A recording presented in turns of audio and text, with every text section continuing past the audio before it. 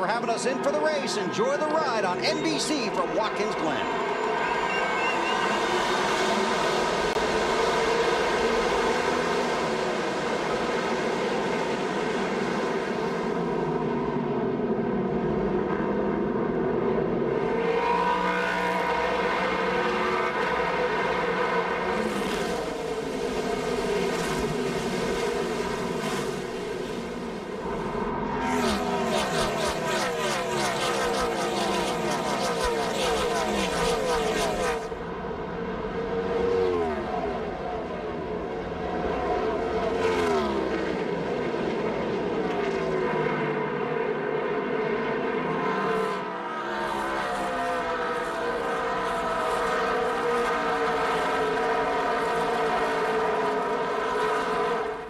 I don't think that camera's going to make it today. I hope it's there for a while, because that's a great shot. And you know, everybody in this field was hoping somebody would beat Tony Stewart through that first turn, but they couldn't do it. His car has been outstanding here in abbreviated track time this weekend. Stewart will lead lap 1 at the Glen. And we can see the lead that he has on the first lap. And just that's how strong his car has been. 1 second lead over Jimmy Johnson after lap 1. Well, I think the guys that can give Stewart a run for the money are back in the pack yet. And the way these things are going to have to shake out, you're going to have to get some of these guys up towards the front that have really, really good cars here. I don't think Johnson was real happy with his car in the 48. We're just going to have to see how this thing plays out. But Jeff Gordon, the 24 car, you saw him just a moment ago past the 17 of Matt Kenseth. He's a guy that may be able to run with Tony Stewart. You get in the back, Robbie Gordon, Ron Fellows, a couple of guys that might. But it's going to take them at least half the race to get to Tony Stewart. Might not take Robbie Gordon that long. Got about 10 cars on that first lap. He's already 30th. And he was fabulous to watch in the Busch race here yesterday, clawing his way through the field.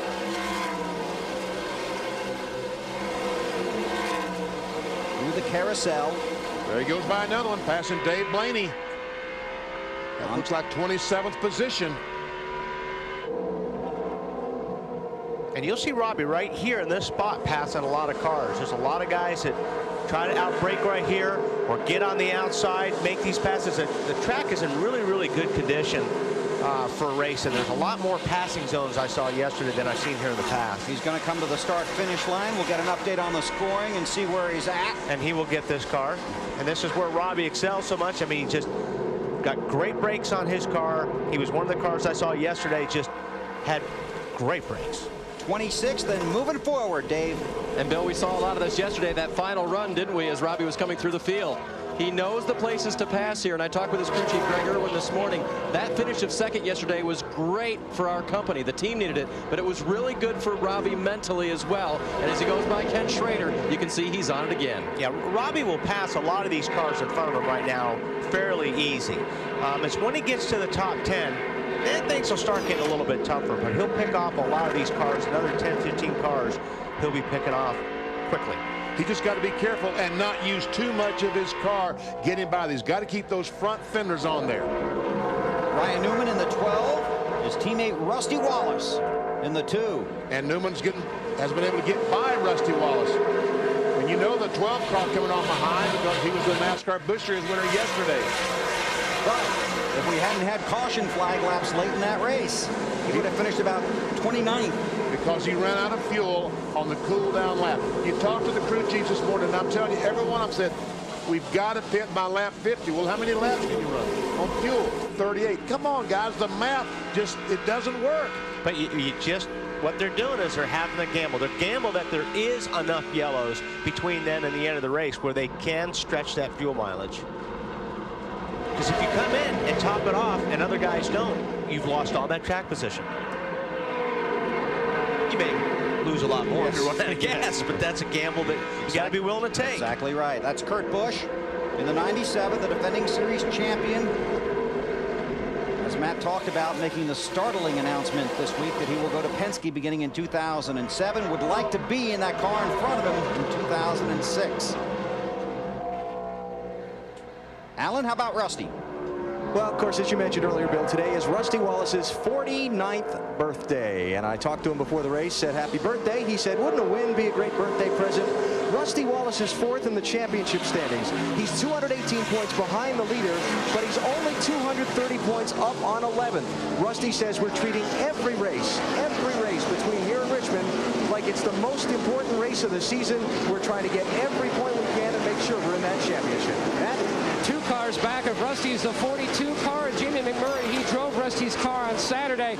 He told me yesterday afternoon they worked so hard on this event, knowing that, yes, they're 11th in the championship standings, just outside, 12 markers back. This could be the pivotal race that decides their fate. They won't know until the checkered flag falls at Richmond, but they're not taking any chances. They worked the hardest on getting this car to handle best through the S's. Marty? Mark Martin says his car is just a little bit loose right now. We talk about fuel mileage and fuel strategy being such a big key here at Watkins Glen. The 6 car is not getting good fuel mileage. The farthest they can go, 32 laps on a tank of fuel. Now you'll see some teams pit as early as lap 16 to lap 20. Mark's team will have to stay out till about lap 24 before they see their first pit stop of the day. And that is frustrating for a driver. That's ugly. Stewart continues to lead. Kevin Harvick, Jeff Gordon on the move into the top 10. And Robbie Gordon from 37 to 24. Yeah, the positions are already getting harder to gain for Robbie Gordon. Because in the last couple of laps, as Mark almost gets alongside Jamie McMurray. Watching for Robbie Gordon. Carl Edwards going by in the 99 car. His birthday is tomorrow. Carl's is, so happy birthday to Carl. Be 26 tomorrow. There comes Robbie Gordon.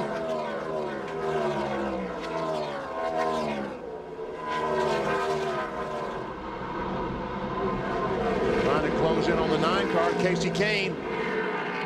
This is the inner loop, the chicane in the long backstretch here. The curbs have been shaved there. Sorry, Walt. Yeah, Oh, look at that. What a move. You make up a lot of time there. Yeah, I mean, the road course guys, the ringers make up most of their time in the inner loop. And you remember that curve there last year, BP? You couldn't do that last year with that curve. That was just beautiful by Robbie Gordon. Brett Bodine drives the pace car for the Nextel Cup Series. He took me around the track here this morning, and we flew through that inner loop, and it's a whole different world out there now. Dave. Again, part of my conversation with Robbie's crew chief this morning is that we will expect Robbie to pass a lot of cars on the racetrack. The one thing we won't do for track position is really gamble with our fuel. Remember, in owners' points, they don't make the top 35 right now. They've got to qualify every weekend for their races, but they want to try to get there, and so they can't cost themselves a good finishing position this weekend. So Greg Irwin said we won't gamble, we'll be conservative on fuel, we'll let Robbie do all the passing on the track. I'm not buying that. I'm not either, because if I know Robbie Gordon, he's going to gamble if he's got a shot to win. That's maybe what the crew's saying, but I bet you Robbie has last call on that one. Dave, we believe you. We're just not sure we believe them. Guys, I talked with Greg about that at length, and he said, I've told Robbie. He said, we're going to talk. Oh, as he gets way loose in the inner loop, using the grass now. And they may have a conversation about that as well. Is that part of the... That was also not part of their plan. Okay, that's not part of the conservative part, right? No, but seriously, he said, talked about that, and he's trying to woe Robbie down a little bit on some of those daring strategy moves they've done in the past. Robbie Gordon's a fun guy to watch drive, especially on a road course. He is just terrific. Borisset has worked his way up to 32nd. Ron Fellows is 31st. And that's the leader. His name is Tony Stewart, and he is G-O-N-E, gone. He's by far the fastest car on the track. Jimmy Johnson is chasing. 7 laps down. The strategy's going to start to play out at the Glen. NASCAR Nextel Cup Series racing from Watkins Glen is brought to you by Nextel. Enter the Nextel Race to the Chase sweepstakes for a chance to win $250,000. By the Ford Family Plan. From the Ford family to the American family, welcome. By Bank of America, higher standards. And by Allstate, official partner of NASCAR. 9 laps complete in the Sirius satellite radio at the Glen, and Tony Stewart leads by almost 4 seconds over Jimmy Johnson. Jeff Gordon's on the move from 12th to 7th. Joe Nemechek from 17th to 12th. Now there's trouble. PJ. Yep. PJ Jones not in a good spot. Full course caution for P.J. Jones in the inner loop. That's a little bit of an uncomfortable feeling. I would think so. Okay. All right, I see people coming in the future. Will they come in under the yellow? Probably will. Get tires, Yep. fuel. Just 10 laps in. I mean, these pit stops now are not really important as that last pit stop. You see what happened to P.J. Jones. On board with Boris Said. I think I know what's going to happen. And Boris goes around. So both those guys have damage now on their cars. PJ's got left front damage, and it looks like Boris probably does as well.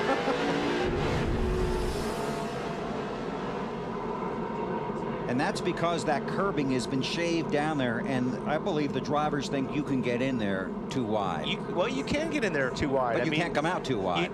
You just have to have cooperation from both parties. Okay. And how often does that happen? I went through there a couple times yesterday too wide. You just got to be really careful, or, you know, side by side, you got to be careful. But there were a lot of times where you get in on a guy and the guy couldn't see you and he would go straight. Okay. He decided, I don't know where he's at, and I had a couple people that went straight. One thing to think about, this is a 90-lap race. Obviously, rain is a consideration. We started a little early today with this race, so that could factor into some guys possibly stopping here, trying to meet that fuel window, which would get them to the halfway point and a little bit further should rain become a factor. So there are a number of strategies here. And every team almost is on a different strategy. You see the pace car going straight there at the inner loop while they sweep up the racetrack. Very good idea, Brett, to take the cars down where it's clean. Let's see, Robbie Gordon 37th to 19th, and some extracurricular activity going through that inner loop. There's a good look at Robbie.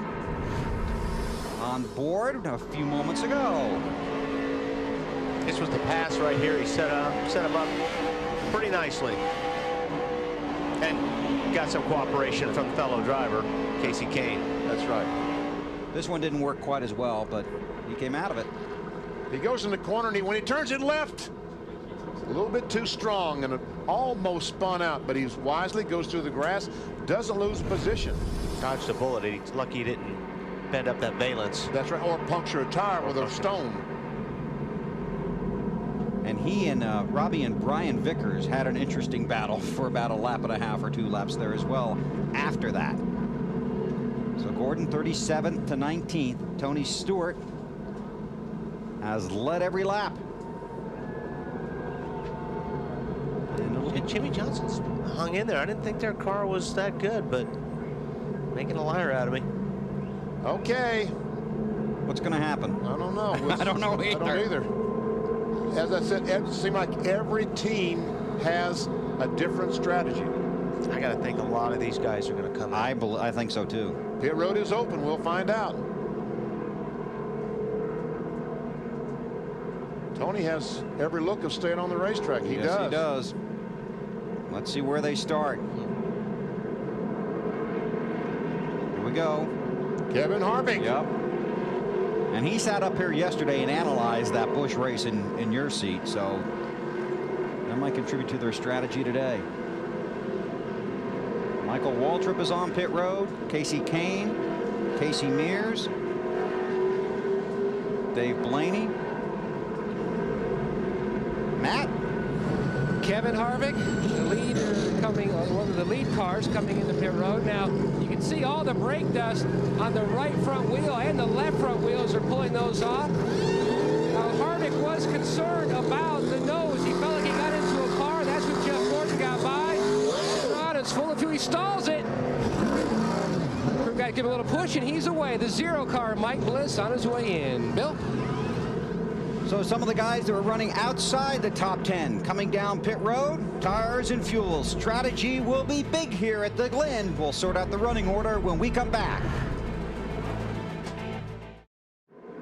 About to complete lap number 12 here at Watkins Glen. Coming to get the green. Tony Stewart brings the field to the flag. Look out in turn 1. Now the reason that these cars did not pit, we only completed 12 laps. Wow. Look at them. They are 5 wide. At least. Now they got to funnel down to at least 2. Kurt Busch on the outside of Rusty Wallace. See who gives. Normally the guy on the outside's got to give. And Kurt wisely does give. So they went through all that exercise and nothing changed. But the reason these cars, these front runners, did not pit because you've got to get to lap 50. They don't have enough fuel to get to lap 50, so they got to wait to get within that window. Probably 16, 18 laps they'll start pitting. Getting pretty racy up the backstretch there. There's a lot of blocking going on already, and well, which you'll see a lot on the restarts too, because the restarts are so slow for the guys from the middle and the back. You know what, Jeff Gordon looks pretty racing that 24 car. I agree. It bogs down. It's like being at a stoplight when it turns green. The guys in front go, but not everybody in front of you goes at the same time. Jeff Gordon, I mean, Dale Jarrett seems to be slow. He's over the right side like he gets slowed down. It does look like him. And he was one of those guys doing a lot of blocking on that restart. Hey, Matt? Well, under that caution, the 99 of Carl Edwards said his windshield was littered with some kind of oil, possibly gear oil. He suspected it was from the 88 of Dale Jarrett. Wow, that's close racing right there. That is Biffle in that 16 car right on the back bumper of the 48 of Jimmy Johnson. That's a battle for second position. And it's difficult going up through those S's that close to somebody because you lose the air on your nose and that car does not want to turn at all. So real tricky. You got to have a very good car to be able to be that close. Oh, Biffle, what are you doing? Wow. Wow, you talk about cooperation. The move in the inner loop, Marty. Oh, what a great move for the bus stop for Greg Biffle. That's what they call that part of the racetrack. He's actually loose both ways, more loose on the right-hand turns. They were debating on a pit stop. They wanted to make a pit stop because Biffle wanted some chassis adjustments. Jimmy Johnson behind him, however, very happy with the chassis, was surprised a little bit by that because he didn't know what to expect after the changes they had made between practice and qualifying in the lap they never got. But Johnson just a little bit free, but happy with the chassis. Biffle sliding all over the place. BP, did you teach him how to race like that? No. But he's sliding and going somewhere, and that's a good thing. Hey, look here. Jeff Gordon going by Rusty Wallace. Tell you what, Jeff Gordon moves into the 5th position. Started 14th. Robbie Gordon has worked his way to 15th from 37 after 14 laps. It's Jamie McMurray in the 42. Yeah, McMurray's been trying to get by Russ. He's taking a look. Just can't quite outbreak him. Matt, Casey Mears on pit road. Bill, it's a Jimmy Ellis strategy. Brought him back down. He stalls the car leaving, finally gets it refired. Brought it back in just to top it off of fuel. Another team playing a little bit different pit strategy here this afternoon. Now from here he can get to lap 50. And when we get to 50 in that area, we're going to see all these cars hitting pit road. And then the winner on pit road has a great chance of winning the race. We could see some of these guys really lose some positions. Biffle. What happened to Biffle in the 16? He's making a pit stop. I guess he's got within his window. Well, he's going awfully slow. No, this is not planned. No, he didn't come in. Marty, what do you got? He's talking to the team on the radio about it right now, Bill, and he didn't say anything about Doug Richards asking what's going on. Biffle has yet to respond. We'll go check it out. He had that ignition problem, didn't he, in Indianapolis? Yes, he did. Had to go to a backup system. Looks like now the car is back up to speed. Wow.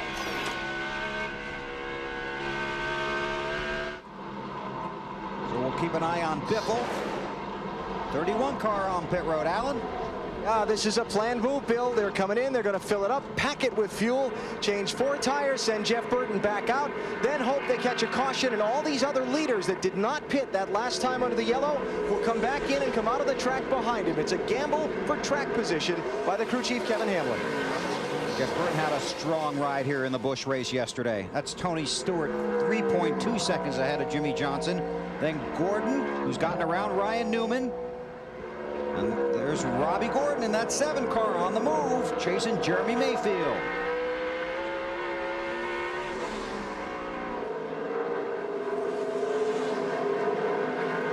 They come to the scoring stripe. Yeah, Robbie will, I'm sure, kind of make a move here on Jeremy Mayfield going into turn 1, try to outbreak him, but yeah.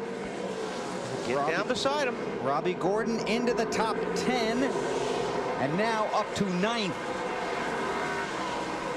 Joe Nemechek has been racing in that 0-1 back there. He's got caught in some traffic, slid himself through turn 1 a few laps ago. Yeah, Joe gets around this place very good.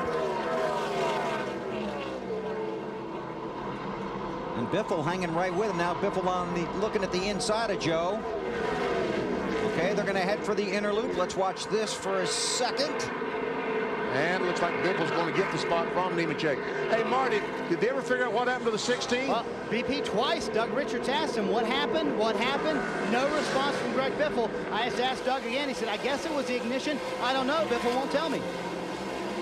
Of course, he is a little busy. Yeah, and mad. Yeah. McMurray taking a look on the inside. Like I said, that's his corner right there. We didn't used to see a lot of passing, but we have seen a lot today and yesterday. Wow. Oh, McMurray around the 12. Alan? Ryan Newman, a lap ago on the radio, brake problems. He said the pedal went to the floor. Hasn't said anything more about it, but the crew concerned. You know what? There's a lot of concerns about that this weekend. I don't know what the deal is. I thought these brakes were supposed to be so great. I had problems yesterday. And if you're having problems with the pedal now, this early in the race, you're in big trouble, because normally after about 5 or 6 laps, you've got to pump the brakes anyway. And if they're this hot right now, it's bad. Dave. Team Robert Yates Racing on pit road right now. Both cars just a little bit tight. Both cars making minor adjustment. Both cars now able to make it with one more stop. Wow. And when will that stop? Exactly right. I see raindrops on our No, you don't. No, you don't. You're saying thing. Okay. Clean your glasses. Okay, good. That's some of the same stuff that was on the windshield of Carl Edwards. That's oil coming off of something. All right. Another car going by Ryan Newman. And it's all under braking. So you can see that the 12 is, Ryan Newman is having a lot of trouble. Robbie will make short order of the 12 car going down into turn 1. 19 laps are complete. Tony Stewart continues to lead Jimmy Johnson and Jeff Gordon. If trouble breaks out, we will break in. You're watching NASCAR on NBC.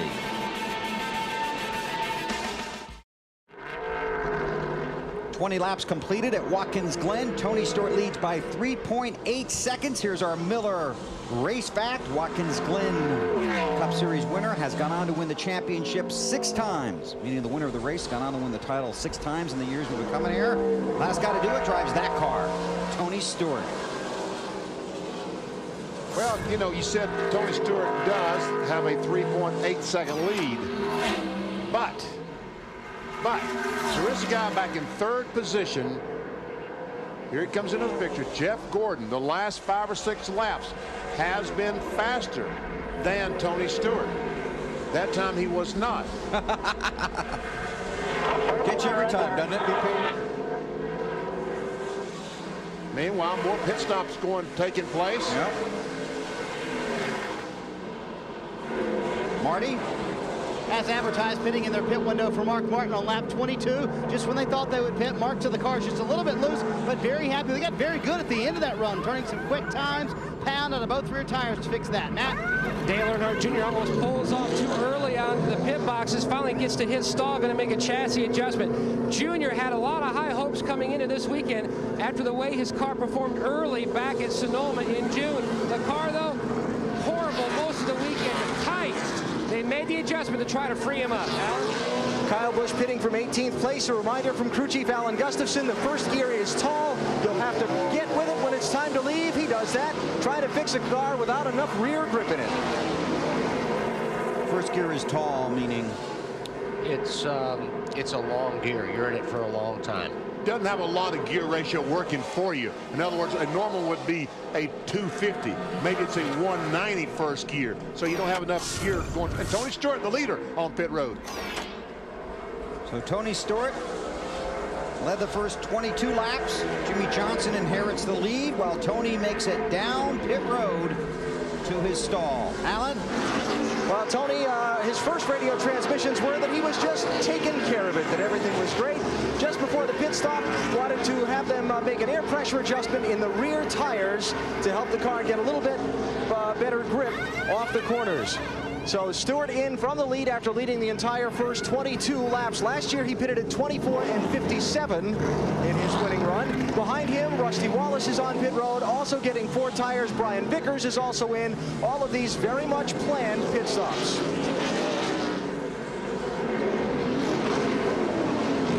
It's all based on how far you can go on fuel. You want to get your fuel as early as you can and go as far as you can. And it takes so long to go around the racetrack that you're not in jeopardy of going a lap down. You're on the lead lap with the leader as Jimmy Johnson makes his way to pit road.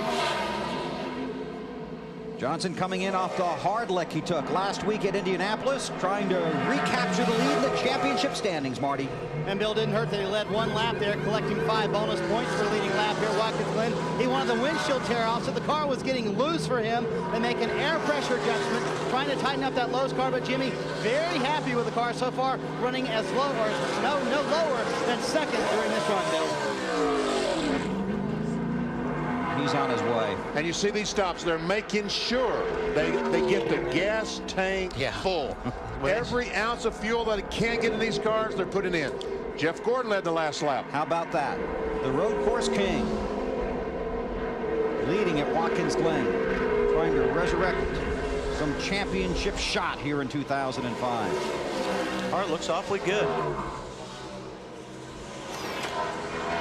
Is that where he getters are having trouble? No, it's Terry Labonte. Terry Labonte off the face of the 11 car. And I think he was on pit road just a few laps ago. Jeff be coming in this lap, perhaps?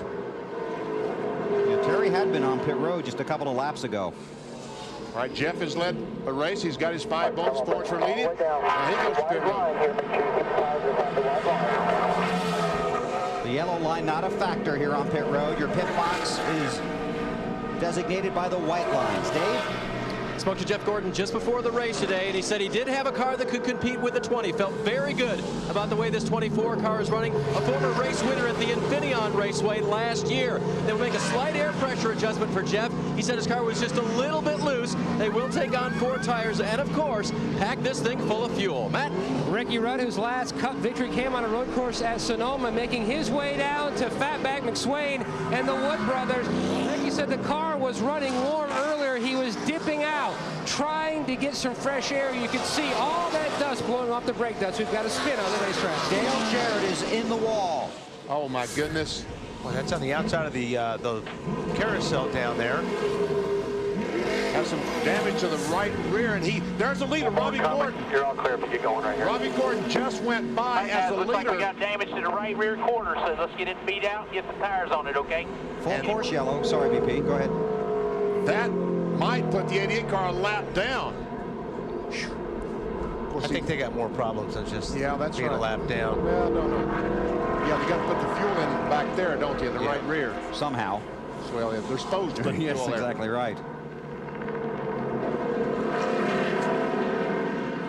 So let's see if we can figure out what happened to Dale Jarrett here. He's got a mark on his bumper. Yep. Got another mark on his bumper.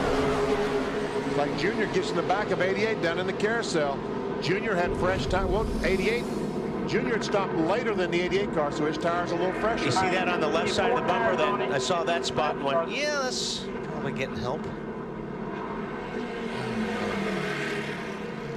So the caution is out. Robbie Gordon is scored as the race leader. So from 37th to 1st. But Gordon has not been to pit road. Well, he'll go now, get his 4 tires. And not lose much track position doing it. I mean, he'll lose track position, but not, on the racetrack while these guys are under green. It won't be so bad for him. We'll be able to pull up to the rear of the field. Yeah.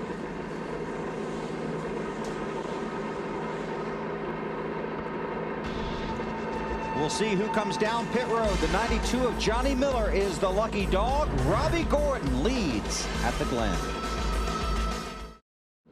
Pit stops here at lap 26 at Watkins Glen. The top cars coming in, Robbie Gordon and Greg Biffle, who is running second. Biffle says his car is loose, both left and right. So put a half round of wedge on the right side, up or down on the track bar. 1 round for Biffle and 4 tires. This is actually a bad break for the 16 team. Dave? Robbie Gordon saying, we'll take our licks now. They changed 4 tires on the car. Air pressure pressure just for Robbie. Almost hits Greg Biffle leaving pit road. Alan? Well, Ryan Newman, we told you about the reported brake problem. He locked the brakes up coming into the stall so that the crew could perhaps use some of that information looking at the tires to help diagnose the problem. He thinks it's in the rear. They're going to put some fluid in the master cylinder under the front. They haven't spotted anything on the rear tires, so crew chief Matt Borland directing the crew now to go up under the hood and help diagnose what the brake problem is on Ryan Newman's car. Well, Robbie Gordon got quite a break. He made a pit stop. Probably 15, 20 cars stayed on the racetrack. Where the pace car's at. But 15 or 20 did in fact pit, so at least he will start 21st instead of 40th like he did initially on the start. Yeah, big break. And his voice when he said, "Let's take our licks now," just makes you feel like you're giving back the crown jewels or something, because he had the race lead. Now will fall back in the field. We're under caution here at Watkins Glen. Tony Stewart is led, Jeff Gordon is led, Robbie Gordon is led, and Jimmy Johnson. Back to Watkins Glen in a moment. The green flag is up, and Michael Waltrip is the race leader at Watkins Glen. So watch that orange car. Jeff Gordon down underneath Jimmy Johnson. Tell you what, Gordon's got some brakes on that car, where he's been making a lot of his moves. Michael Waltrip pitted back on lap 12. Tony Stewart gets by Carl Edwards to move in the second spot. But here comes Jeff Gordon.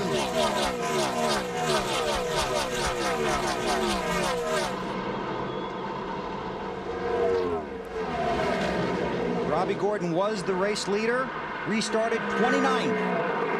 Greg Biffle was hit with a pit road penalty. Stewart underneath Waltrip. Ooh. Yep. Waltrip finally saw him. There's one of those like places you just don't know where the driver is. You have to almost just leave the door open.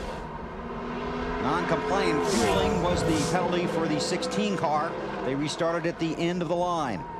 And it's a long line here. Yeah, it's 40 cars long.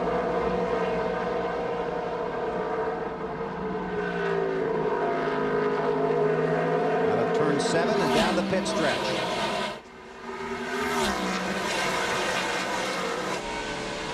On board with Michael Waltrip.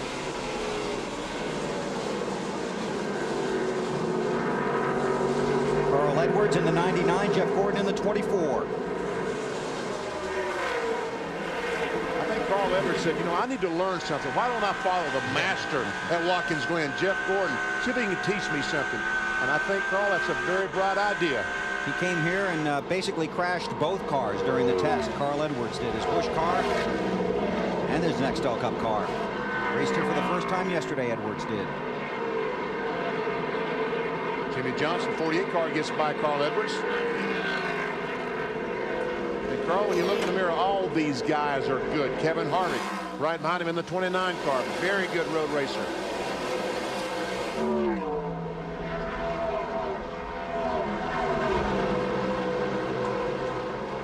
Jeff Gordon looking at Michael Waltrip.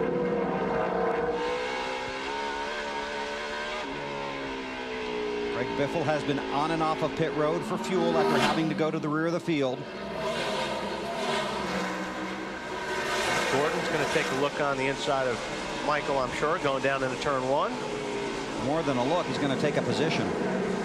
So does Harvick. Takes a spot from Carl Edwards. You know, you were racing yesterday and Harvick was in your seat, but Benny, didn't you get the feeling that Kevin couldn't wait to get out there today? Yeah. As a matter of fact, he enjoyed watching you yesterday in his car out there. Maybe he'll give me some more races. Yeah, he had a big time up here yesterday. And Boris said in the 36 car has gotten by Carl Edwards, moved into the 6th position.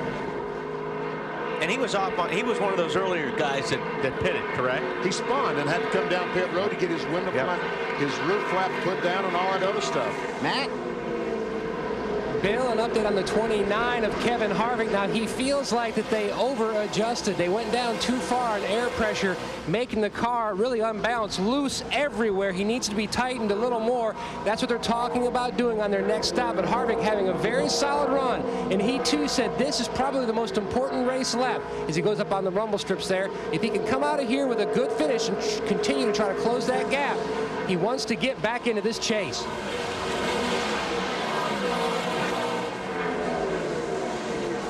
Jimmy Johnson, taking a look at Michael, and Michael may be having some brake problems or there. Saving them. I don't know if, God, it's hard to save brakes. Marty, is Michael saying anything about his brakes? Because he's losing a lot of positions under braking. He has not said anything about the brakes, Wally. They are on a plan. Their plan was to pit early, which they did at lap 16. They're going to come back in at lap 50 and be done for the day. Now, Tony Jr. has done this the last 2 years with Dale Earnhardt Jr., both times with this exact race car, and it's worked both times for a top 5 finish. That's what they're hoping for today. It's just, Michael was really strong yesterday under braking in the Busch race, and I'm just surprised to see him getting past right now under braking. There's a shot of Michael. This is one of those places, boy, you're busy all the time. See him, he is pumping his brakes. If you see his left leg right before he goes down into a corner. See, little pump there.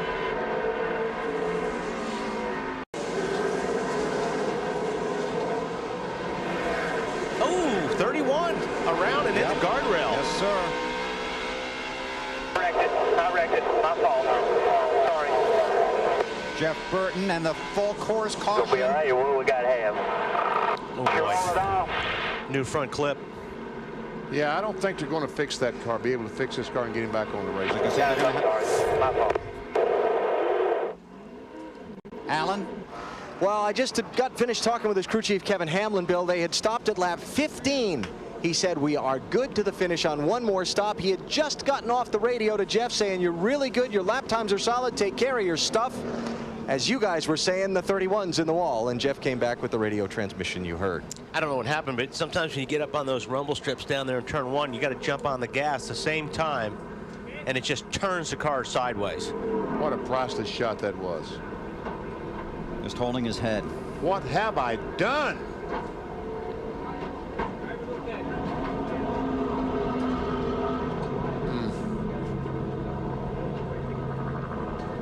Well, that's heartbreaking. Had a good run going yesterday. High hopes for today.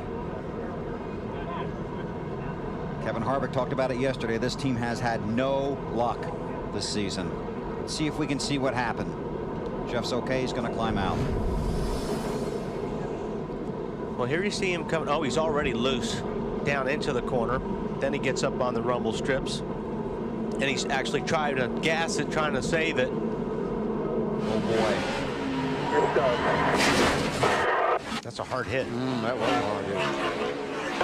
I wrecked it. My fault. Sorry. I believe it was Reed Sorensen, but it was one of the guys in the Busch test came up here and did the same thing. They got over that new curbing over there, tried to correct the car, and the car just took off and shot right across and went nose first into the guardrail over there. Under caution here at Watkins Glen, Tony Stewart is having another outstanding day. Going for back-to-back wins off the win at the Allstate 400 at the Brickyard. He leads at the Glen. NASCAR Nextel Cup Series racing from Watkins Glen is brought to you by Aflac. Ask about it at work. By Budweiser, the official beer of NASCAR. Grab a cold one, the race is on. By McDonald's. By Duracell, trusted everywhere. And by Home 123, the official mortgage company of NASCAR. Log on to home123.com and enter the Home 123 Pay Off Your Mortgage sweepstakes today. Under caution here at the Sirius Satellite Radio at the Glen after a hard crash by Jeff Burton, exiting turn 1. Burton's days virtually over, but Dale Jarrett gets the Ballpark Lucky Dog Award. He was the first car scored off the lead lap. There's DJ coming down on pit road. Now, these cars will change 4 tires, filled up with fuel, and the next time they come back in, they probably will only change 2 tires to try to make that pit stop a little bit faster, and they won't have to put as much fuel in the next time. Alan? Well, here's Ryan Newman back in, the 7th place driver in the championship. It is a brake line that came loose on the right rear caliper. They're going to go back in, make sure that it's tight, that it hasn't worked itself loose again. They're also going to try and bleed some air out of the brake system so Ryan has a better brake pedal and top him off with fuel, and then see if they can work the strategy to get themselves back up front. I'm impressed they were able to diagnose and repair that problem. Nothing. Really I'm never surprised by anything that crew does. Matt Borland leads a great bunch of guys down there. But you'll see the fluid in your pit box once he comes in and leaves. You're going to see there's fluid in the pit box. It's got to be coming from somewhere. So that's probably how they found it so quick. They'll work on the 12. We're still under caution. We'll break away, get you some commercial messages, come back and go racing here at the Glen with everybody chasing Tony. The field coming around to get the green flag and completing lap 34 of 90 scheduled here at Watkins Glen. Tony Stewart, Jeff Gordon, Jimmy Johnson, Michael Waltrip, and Kevin Harvick, the top 5. And remember last time when we did this restart, they fanned out about 5 wide on that front stretch and then tried to funnel down by the time they got to turn 1. No, they won't do that this time. They won't? Okay. They'll be single file all the way, right? Exactly. Except for maybe Gordon and Jimmy Johnson and Michael and Kevin. 38 of their friends. Here we go. Hang on tight. Jeff Gordon's going to look. He's going to try. This is his best opportunity. Can he outbreak Tony Stewart? Wow, he's got a good shot at it. Oh. You know what, Tony? Jeff just gave you a present right there. That's about half a lane wider down there now than it used to be on the inside. But in order to go through there fast, you need all of it. Or somebody to lean on. Yeah, and Jeff didn't have all of it. Speaking of leaning, that 97 car. No kidding. Was he rolling over or what? He really was.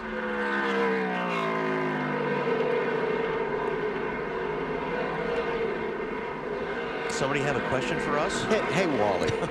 I happen to be standing all the way down in this first pit at the end of turn 1. In your experience in yesterday's race, did that extra pavement on the outside instead of the gravel trap make you a little bit bolder about braking late in there? Because I'm seeing some people be awfully brave here. Absolutely, and there's a lot more aggressive driving going on down there because when you get side by side, people were leaning on each other a lot more. They weren't being so polite. So yes, it's a lot more bravery down there. And you weren't afraid because if the guy on the inside of you maybe crowded you a little bit, you had some place to go instead of just off into the dirt. Exactly. Exactly. We saw the 97 car leaning over. Yep. Here he's on pit road. He has a problem.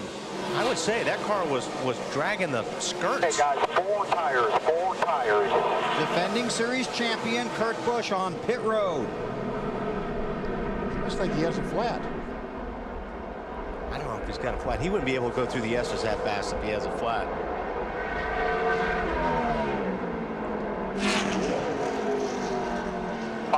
Right in here, 4 Alan? tires. I think he may have something.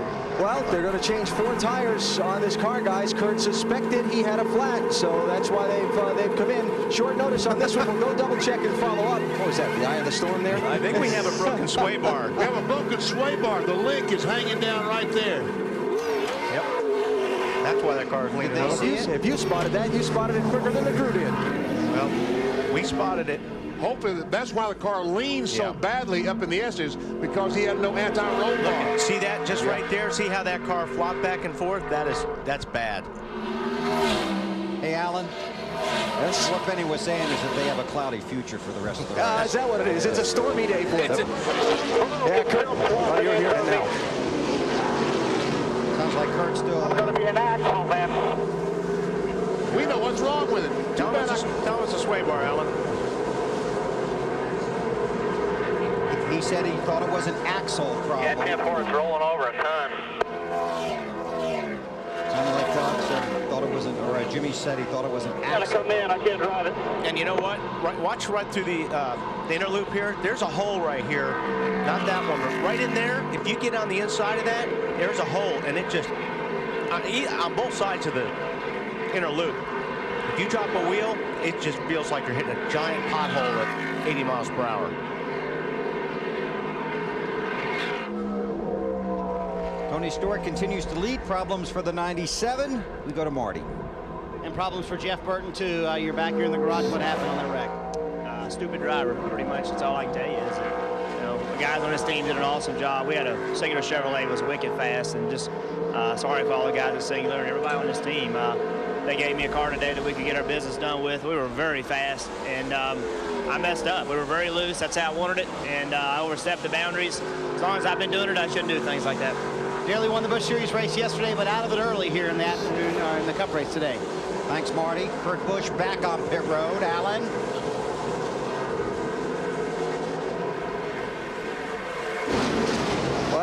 got the right side of the car jacked up. They're looking to see if the sway bar is even still there at this point, and they're reporting the sway bar arm mount on the A-frames have been sheared off. So they're going to send Kurt to the garage and set up the welder to try and fix it. This is a hard hit, 6th in the championship standings. This racetrack is such a mechanical exercise. We see all this back and forth and such soft springs in the front. The car goes down, and when Wally talked about hitting those holes, you get one of those tires in the hole, you're going to knock something off almost every time. And all the shifting the teams have to do. You have transmission, engine problems, brake problems, and even chassis problems. Now, you basically beat up a race car here. Yes. I mean, you really do. And you drive these cars 110% every lap. You can't take a break on this racetrack because you got so many good cars and so many good drivers. You are driving the heck out of a race car, and you're abusing it every lap. Mark Martin, take a look at Forrest. Oh. And that's what happens on the guy on the inside. And once he gets way up there, he's got to give the corner to the guy he's trying to pass, or there'll be contact. And both cars will spin out. Well, you see Jeff Gordon currently 12th in the championship standings as they run now. You would expect Gordon to get well at this track, only in the last 3 races here. Finished 21st, 33rd, and 22nd. Hoping for better things today. That's classy of Jeff Burton to talk to you after going through that, isn't it? It's a tough situation for a driver. So Bobby Labonte in the 18 car go by. He must have some serious problems in that car because Tony Stewart is about to lap him. Stewart leads. Here comes Gordon. Dave has more. Let me follow up Benny's 18 request. The 25 and the 1 and the 18 got together on the restart. Bobby had to come in for repairs on the 18 car. He's back on track. 24 of Jeff Gordon. They talked under caution. You have led a lap. We've gotten that accomplished. These guys are definitely thinking big picture, and that may be one reason why he didn't challenge Tony any harder going into turn 1 on that restart. The other reason, Tony's pretty good. Understatement, Dave. You're exactly right. Hey, Benny. What? You know, I hate to bring that duck across the screen, though. He might get run over on the road course, but we'll take a chance. Hey, guys, down the truck, cue the duck. We need to talk about Aflac. Aflac. Jeff Gordon, go ahead if you want, careful. We made it safe. Here's our Aflac trivia question. Who is the only driver to win Watkins Glen after winning at Indianapolis? Would he be on the screen? Is that a hint? Why would we be showing that car? Is that a hint? Jeff Gordon, twice. But that could change today if Tony Stewart hangs on to the lead. But Gordon with a solid ride.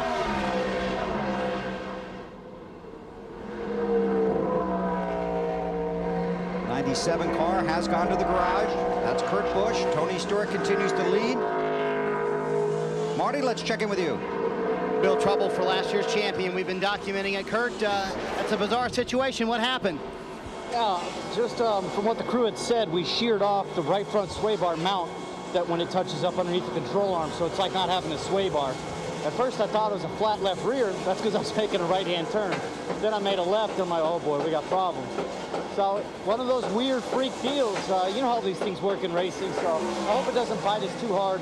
We've got some strong races coming up like Michigan, California, Bristol, so we should be all right.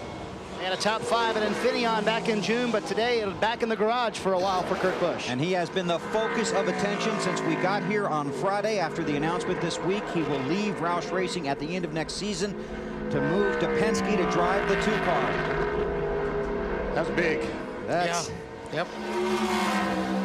That's why I think these 6-year contracts or these 5-year contracts are so long contracts. I mean, it just takes a special situation to be able to be with a team that long. Here's our singular Race Talk $1,031 challenge. Who will Jamie McMurray and Kurt Busch drive for next February in Daytona? Their current teams or their new teams? McMurray going to Roush in 2007 and Busch going to Penske in 2007. Both drivers want to make the move, appear eager to make the move for next season. To vote, text the word race to 191 on your Singular wireless phone or go to NASCAR.com. You'll also be entered for a chance to win $1,031. Tony Stewart out front here at Watkins Glen, approaching the halfway mark after an early start for rain. Now there's trouble on the track. P.J. Jones. Wow, look at He got every piece of that car except for the left rear corner. And that is a piece of brake rotor. Brake broke. You said brakes? Something happened with the brakes? The rotor may have exploded. Full course, caution, excuse me. No, the brakes. I lost the brakes. They broke.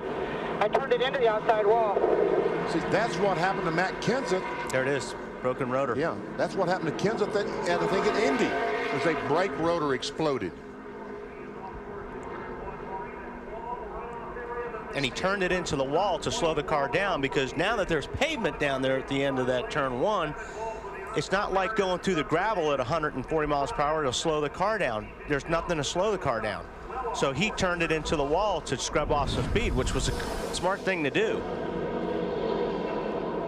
Never see brake rotor pieces. You're right. The rotor is broken. Pieces are flying around before he ever gets to the wall. Yeah, as soon as he hit the brakes, he was at the braking point. So as soon as he hit the brakes, that thing exploded. I'm not sure he turned in the wall or got turned in the wall because of the brakes. Because normally when you explode one rotor, the other rotor grabs and will turn the car. But regardless, he scrubbed off speed. Brakes aren't hot here. No, not at all. Under caution here at Watkins Glen, Tony Stewart continues to lead. PJ's okay, getting out of the car. You're watching NASCAR on NBC. Under caution here at Watkins Glen and the Sirius satellite radio at the Glen. Pit road is open. This will complete lap 43. See if anybody up front decides to come on down pit road, BP. I'm surprised some of these guys don't come in, change 4 tires now, and be done with changing their tires. And just the next time they stop, just 1 can of fuel. Who's that? Carl Edwards. Carl Edwards, yep. Oh, man, he's losing so much track position. All these cars going fine. He was 13th. So Carl on to pit road in the Sirius satellite radio at the Glen. Tony Stewart has the field on the pit stretch. You're watching NASCAR coverage live from Watkins Glen, New York. So when can a crew chief be the Nextel fan of the week? When he's the crew chief of a Black Hawk helicopter. This is Sergeant Nathan Keach from Albany, New York. And Sergeant, I understand the crew chief comparison in NASCAR is really why you're the fan of the week, right? Yes, it is. My job as a crew chief is just like Robbie Loomis the Great. Is if there's a problem with the pilots, which are my drivers, there's something wrong, they come back and report to me and say, hey, this is the problem, fix it. And I get in contact with the things I need to get in contact with and make it happen. He makes it happen on a weekly basis, and even if you're not the crew chief of a Black Hawk helicopter, you can be Nextel fan of the week. Just log on to NASCAR.com/Nextel for more. Robbie Loomis the Great. Yep, there'll be a t-shirt for that next week. Wow. I don't think so. So, under caution here at Watkins Glen, the field coming to get the green. You want to be a cameraman covering a Nextel Cup race? Watch this. Well, actually, this camera is buried in the ground. Oh, you ruined it. Well, but check it out. I thought you just had to be a very short cameraman for this one. Or very brave. Whoever picked the spot for that camera, they picked a perfect spot for it, didn't they? Well, you guys predicted on the first lap it probably wouldn't last very long. He was right. BP predicted that one. Want to update a couple of guys here. Robbie Gordon restarted 29th after the second caution, then restarted 25th on lap 35. He's up to 14th. Boris said is 6th after pitting on lap 19. He started 39th. It's Gordon, Stewart, Johnson, Waltrip said, Martin Mears, Pruitt, Harvick, and McMurray, and they'll fan out heading for one. I see Scott Pruitt. That Coors Light car this Sunday is Scott Pruitt. Sterling Mullen is not here, and there goes Scott by his teammate Casey Mears. Oh, there's Robbie Gordon back there trying to get by Rusty Wallace. Robbie Gordon in the 7 car. It'll be for about the 11th position. No, I think he's going to get him going in the inner loop unless there's a major block here.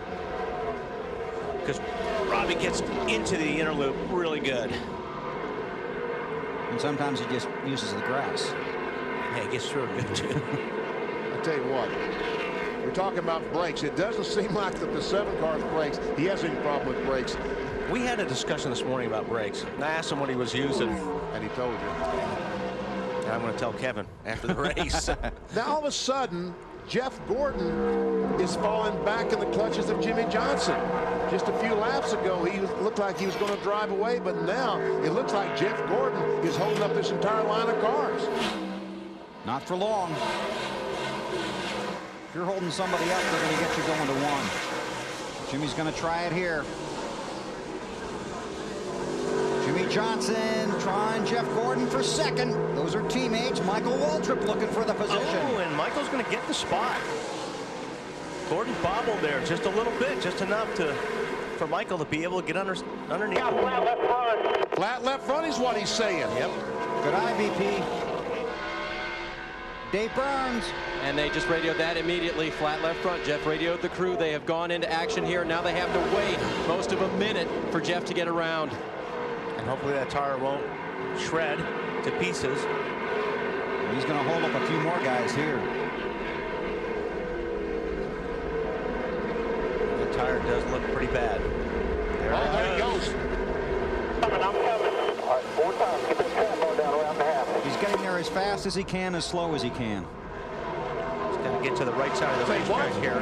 He wants to get there fast, but he's got to go slowly, doesn't he? That's right, he does. Now he's got to get over to the right side, let all these cars go by on the inside. Start waving. Hope everybody sees you. There's his hand out the window. Now this is, we're working lap 46. 44 laps to go. And this could be his end of making the chase in the NASCAR Nextel Cup in 2005. Off the top 10 at the Brickyard last week. Dave crawling toward you. And Jeff said this week in his press release, we've run out of time and the pressure is on. Well, the pressure's really on now to make up the time lost here. With 44 to go, guys, I don't think they can make it. They'll have to pit at least, well, they'll have to pit one more time for at least a splash and go. As now that left front comes across, it's up pretty good. And so is the right front. Jeff said coming down pit road, if it's not flat, I don't know what's wrong. We'll keep our eye on it. Yeah, I'm not sure that tire was low on air. But we'll know in about 30 seconds when those guys check the air pressure. Okay, Jeff Gordon comes off of pit road. Definitely going down, but It was going down. Definitely going down. Tony Stewart, the leader, will watch these cars as they come out of 7 and go down the front stretch, but Marty Snotter is with P.J. Jones, who's been waiting patiently. Marty? Yeah, he's been released from the infield care center. What happened on that accident? Did it have anything to do with the contact between you and Boris said earlier? No, I don't think so. I think we just had a bad brake rotor or something. So I went down in the corner and just went right to the floor. The brakes went right to the floor, and I just turned it left as soon as I could to make sure that you know, we'd slow it down. I knew they didn't have enough tires at the end of the straightaway, so I didn't want to hit down there. But I just hate it for the whole Lucas Oil, Morgan McClure team. They gave me a good ride. We were having a good run, you know, up inside the top 15 and just looking for a strong finish. Bill? Thanks, Marty. Our thanks to PJ. Now that 21 car Ricky Rudd, the 2 car Rusty Wallace, back in the late 80s, early 90s, when you went to a road course, one of these 2 guys won. And the other guy usually finished second. An update the 97 of Kurt Busch. He has returned to the track 9 laps down. Now, can we just discuss the 24 situation for just a moment? Will he, as soon as he's in his window, he's coming in. And get, well, he can't come in now because he'll be lapped. Because he's so far behind. He's so far behind. Okay. See, he's already made his pit stop. Okay. He's now 39th, 55 seconds behind the leader. Okay. If he comes on pit road, he's going to be lapped. Dave, more on the 24. Yeah, here's the culprit right here, guys. It's about a 2-inch long cut on the 24. Robbie radioing to his driver that it was definitely going down, and that hole has air coming out of it. Brake rotor came apart on the 4 car down in turn 1. There's a lot of debris. When the rotor comes apart like that, there's a lot of debris on the racetrack. You can't see all of it. There's Gordon. He's on an island right now. It's not a resort island. And see, we can see Tony Stewart in the 20 car is not that far behind him. Right. Great point.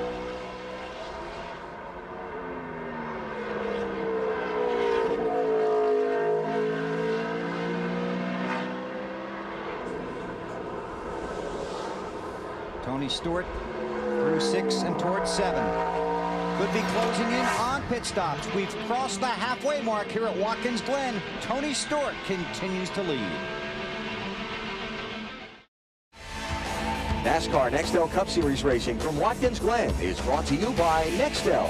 Enter the Nextel Race to the Chase sweepstakes for a chance to win $250,000. By Fram Filters. Remember, before you slam it, Fram it. By America Online. Want a better internet? You belong in America Online. And by Garnier Fructis Style. Unleash your style.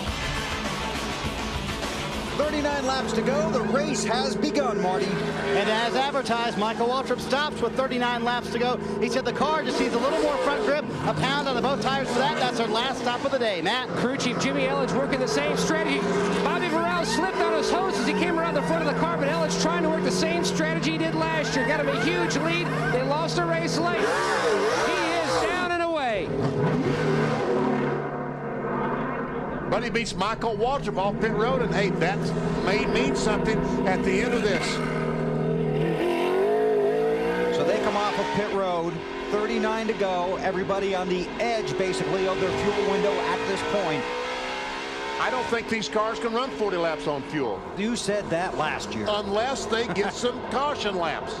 41 car too fast, exiting pit road. Oh, no wonder he beat Michael Waltrip off pit road. Robbie taking a look at Mark. Not close enough yet. Robbie Gordon has been on the move. A pass of the 40 car of Pruitt and the 15 of Michael Waltrip. Now, if we can ride on board here with Robbie until we get to the inner loop, watch how much ground. We'll see how much ground he can make up on Mark entering the inner loop. That's where he seems like his car is so much better than everybody else's. See here coming down the backstretch. Now, just start to see the numbers on the side right there. See how he closes in on the guy in front of him. I mean, he made up 4 or 5 car lengths right there. Scott Pruitt in the 40 car driving for Sterling Marlin has been on and off of pit road. Paul Menard has been on and off pit road. Kyle Petty, the strategy has begun. You want to get your fuel as early as you can and then get the best fuel mileage you can. Mark Martin points to Robbie Gordon, says go on the inside. I'm giving you some room. So Robbie Gordon from 37th inside the top 5. Twice. Be a good race if he gets to that 20 car. I'm telling you. More cars on the pit road. Elliott Sadler, Kevin Harvick, Matt Kenseth, and Ricky Rudd. Oh, he missed the corner. Sure did. I don't know if he missed it. He just used a lot more than some other guys. See, now last year that would have been a caution flag. Yeah. Because he would have been in the gravel trip. Dave Burns. 38 car of Elliott Sadler in again. They pitted once on lap 17. This now puts them inside their fuel window. Maybe with cautions, maybe with not. We'll see. 4 tires. Matt. Both the 21 of Rudd and the 29 of Harvick on pit road. Harvick's in the car. Was a little too free, but also tight on some right-handers. He almost falls off the jack. He's down and away. Close call with a 38. Looks like the 38's going to get him. 21 still on pit road. Well, the first gears are like, it's like if you have a stick shift at home and you put your car in 3rd gear when the green light goes up, that's what it's like leaving the pits here in 1st gear. Very, very tall. And that's why a lot of these cars are stalling. Man, Mark Martin headed toward pit road. He and Jamie McMurray both. Rusty Wallace. McMurray's doing a good job today. He's been up in the top 10 all day. Marty, you got Mark? Yeah, Bill, Pat Tryson told me a moment ago, he said, I'd love to pit with those guys, but they're racing for the win. I'm racing for a championship today. Mark said the car really came on at the end of that run. He kind of let Robbie Gordon go. He wanted to tear away in a small air pressure adjustment in the 6 car. Matt? And McMurray's in. He has stalled the car. It's up on the jack. As they're fueling the race car, it rolls forward. Now we're going to make an air pressure adjustment. The car needed forward bite to Allen as the 99's also in. Yeah, Rusty Wallace pits from 7th place. Crew Chief Larry Carter saying, make sure you get it full of fuel. They still haven't made any adjustments to this car all day. Rusty's just trying to keep it on the track. He knows Kurt Busch, one of his point rivals, has been in the garage today. It's a hectic place down there. You know, one thing about pitting like this, it's much easier for the drivers and the crews because this is a tough place to pit under yellow when everybody's on pit lane because the pit boxes are so small. So this makes it a little bit easier for everybody coming in and not being so crowded. So who just got black flag, Bill? 21, Ricky Ride. For? Probably not getting their equipment back to the pit wall, I believe. Okay, here's Robbie Gordon on pit road. Dave. BP, just as they planned after their last pit stop, he said, I need you in on lap 55. I also need 4 laps of caution before this race is over. Crew Chief Greg Irwin, what does Robbie need? He said the car is perfect. Leave it the way it is. Just give me the fresh rubber and all the fuel. He's off. And that's a gamble. And I think that's a good gamble. I mean, that's a gamble I'd be willing to take. Because if not, you got to come back in and you're going to lose all that track position just for that little extra gas. Now, Robbie Gordon is making sure that he doesn't speed down pit road. That he'd have to pass all those cars once again if that were to happen. Casey Kane's been into some people. It's okay. Friends, yeah. Use the nose as long as the bumper's not beat in the rear bumper. And Martin is able to pass Robbie Gordon in the exchange of pit stops. Tony Stewart, the leader, on pit road. Tony Stewart has clinched the most laps led bonus for the 6th time in the last 8 races. The Watkins Glen race winner has led the most laps in 10 of the last 12 races. So Alan, he's on a path toward victory lane again.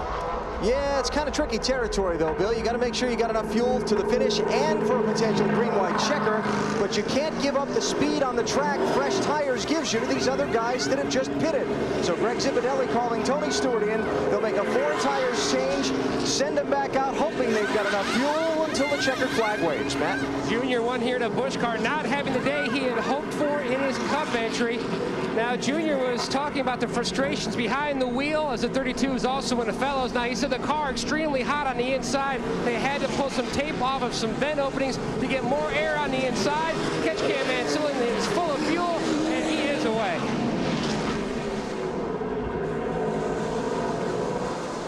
Saw Kyle Busch, Rod Fellows, coming off of pit road. Jimmy Johnson scored as the race leader, working lap 57. Now, he's got to pit. All these guys have to pit. The fact that Tony Stewart has been in the pits, they've got to get in there. Marty, coming to you. What are they going to do? Nothing to the car, BP. Jimmy told Chad Canals, his crew chief, said, you know what? I don't know that I would change anything. The car's a little bit loose, but I'm happy with it. I like it. Jimmy said, quote, life's all good right now. Pulled both tear-offs off the windshield. No chassis changes, as we said. It'll be 4 tires for the 48 team. They've stayed out 1 lap longer than Tony Stewart all day long, but can they beat him on the racetrack? Looks awfully clean. Those guys made a lot of changes on that car. They made a lot of the right changes. And very careful not to speed exiting pit road. 35 miles per hour, the speed limit on pit road. To these guys, I mean, it literally is, seems like they're walk faster than that. Johnson, let's see where he comes out.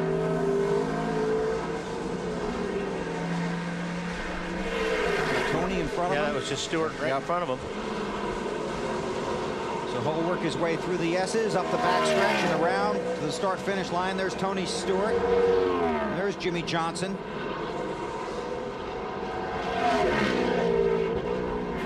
So pit stops continuing. 33 to go at Watkins Glen. How will the strategy play out, and can everybody make it to the checkers?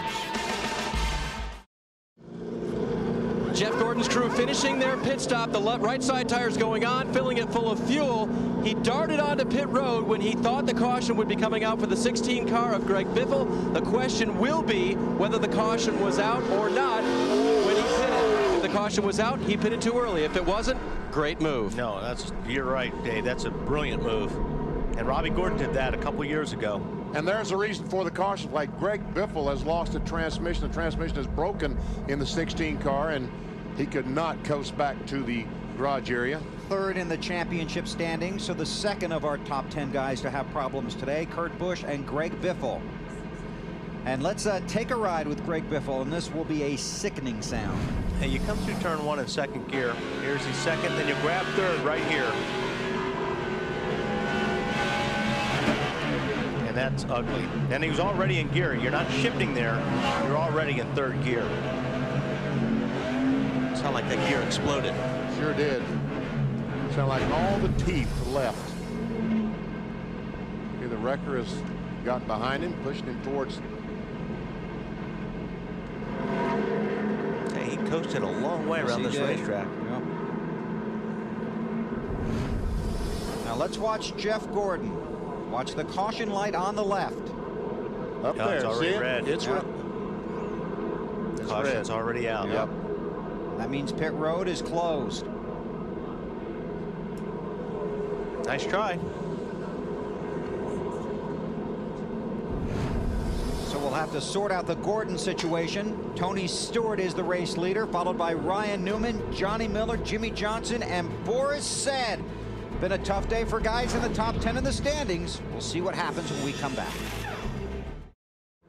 Still under caution here at Watkins Glen, 60 laps complete. And scheduled 90 laps here at Watkins Glen. A lot of guys on and off of pit road. Take a look at our Craftsman pit summary. You see Stewart was first when he came in, Johnson was second, and Vickers third. And depending on when you pitted and where you came out, that's where you're at. But basically that's been rotating because of guys stopping on different pit sequences. Which a couple of these guys in between Stewart, I think, and Boris are going to have to come in, right, Ben? I mean, Johnny Miller. Yeah, Johnny Newman Miller. have to come in, right? Does. And Newman's got more problems than that, Alan Bestick was just telling us. He had transmission problems in the 12 car. Second and third gear is not usable. Here goes Johnny Miller. Yep. To pit road. Marty? Greg Biffle sitting in the Nextel Cup garage. And Greg, how long had that problem been developing with the transmission? It was about the last 5 laps. I think it got something jammed in the shift linkage because I had a hard time shifting third and fourth gear. First and second was fine, but you know, either something got on a dog ring or something that's pretty unusual to hurt third and fourth gear in these transmissions. So obviously got a piece of debris up in the shift linkage or just a malfunction of a part or something, but clean shifts all day. I'm not sure why it broke. As you can see, some guys in the car, many guys under the car. In all told, there's 14 guys trying to get the third place man in the championship back out on the racetrack. Spending a lot of points sitting back there. Scott Pruitt is driving that 40 car today for Sterling Marlin. Sterling left here Thursday night to fly home to Tennessee to be with his father. His dad, Cuckoo Marlin, passed away early this morning after a battle with lung cancer. Cuckoo was 73 years old. He brought a lot of energy and a lot of spirit to this sport. He will dearly be missed. 165 races in his career, 42 top 10s. His best was a third 3 times. So our thoughts and our hearts to Sterling, his family, and fans and friends of Cuckoo Marlin. We'll be right back.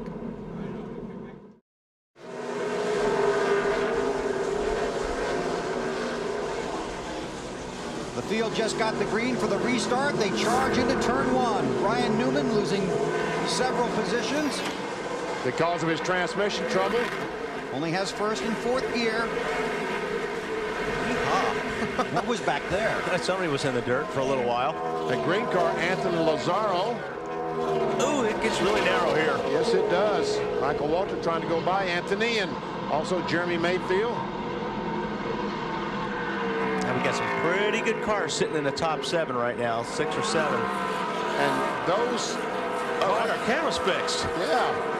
Well, for now, yeah. Starting to have that lean. Track is not banked back there. NASCAR allowed us to go out there and reposition that camera. And those caution laps that we just ran might allow Robbie Gordon, all these guys to make it to the end of the race. I don't think we're done with caution laps for some reason, but Jeff Gordon had to restart at the tail end of the field for pitting too soon. When the caution came out, pit road was closed. He tried to charge onto pit road, did not make it, had to restart at the end of the line. What are you looking at? Boris has got something dragging underneath his car, but I think it's just a rear brake hose. I think it's a brake hose as well. One of the hoses that carries air to the brakes to cool them off. Looks like one of them has come off the 36 car. Scott Pruitt working on Rusty Wallace. There goes Robbie Gordon in the 7.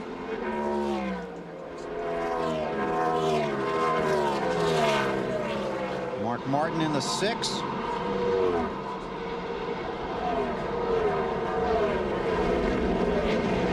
Racing. Wow. Rusty puts the block on Pruitt.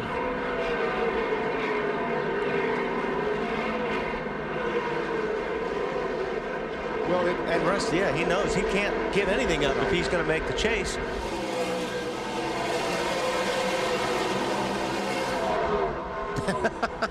Boy, he's using every inch of the racetrack, trying to get every ounce of speed out of the car, but Rusty, he's there. Yeah. Pruitt in the beer battle next to Rusty. Not over yet. Rusty on the inside. They come to the start-finish line. I think Scott will outbreak him down here, though. Let's see what happens. Yep, Scott got him. Hardy. Yeah, guys, this morning Scott told me I don't know what to expect. The setup in this car was really meant as a lot of dirt on the racetrack for David Strimmy to drive it. He said it was a very conservative setup. It was not nearly as aggressive as a setup that he would like to have in the car. But he came on the radio a few laps ago and said, guys, we have a terrific car. Let's make Sterling proud and finish in the top 5 today. This team definitely racing with a heavy heart. Pruitt giving them a great ride. Behind them, Rusty Wallace. His 49th birthday is today. His last ride at the Glen. You came here 10 years ago. It was a one-off, right? Yes. For you? Finished second in this race. Travis Quapple, smoke out of the back of the car. That's pretty bad, James. That's always bad news. See, Casey Mears on the inner loop. I guess he's missed the inner loop, had to stop back there. That's exactly what happened. Under NASCAR rules, if you miss that inner loop, you've got to stop, bring the car to a halt, and then take off. Otherwise, the penalty is you've got to come down pit road and do a pass-through. He is Tony Stewart, and he's like 3 seconds ahead. Alan? Yeah, Bill, I just responding to what Benny said a couple laps ago about if the caution flag laps helped some of these guys with their fuel mileage. I talked with Greg Zipadelli, Tony Stewart's crew chief, during that last yellow. He said we stayed out long enough so that with only 2 laps of yellow, we'll be good to go not only to the finish, but through a green-white checker. So the race leader's in pretty good shape on his fuel. And that really is critical, green-white checker. Because who knows, caution flag comes out, this thing goes into overtime. A lot of these guys will be running out of fuel. If the race reaches its scheduled conclusion under caution, NASCAR will make one attempt at a green-white checkered finish, and that's a lot of track here. 5 miles worth. Boris Said moves into second spot. Our Harley-Davidson lap leaders. We talked about Stewart leading here the most laps again today, 6 of the last 8 races. I want to point out that Ryan Newman, who restarted second, is now all the way back in 22nd, fighting that transmission problem.